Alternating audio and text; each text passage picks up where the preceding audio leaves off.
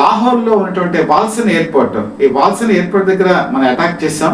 వాళ్ళ air defence system ని మొత్తం తునాతునకలు చేసేసాం. SCQ అని చెప్పేసి చైనా నుంచి వీళ్ళు 1600 కోట్ల రూపాయలు పెట్టి ఈ ఎయిర్ డిఫెన్స్ సిస్టమ్ తెచ్చుకున్నారు. రావల్పిండిలో పిండి చేసేసాం. అక్కడ కూడా ఎయిర్ డిఫెన్స్ సిస్టమ్ ఏ మాత్రం కూడా పనికిరాకుండా చేసాం. సియాల్కోట్ లో కూడా అదే పరిస్థితి.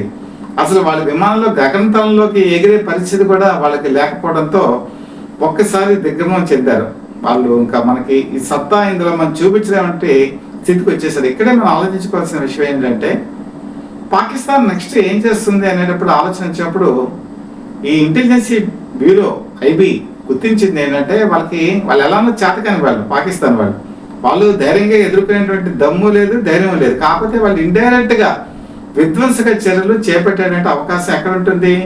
ఈ స్లీపర్ సెల్స్ ద్వారానే ఉంటుంది. వీళ్ళని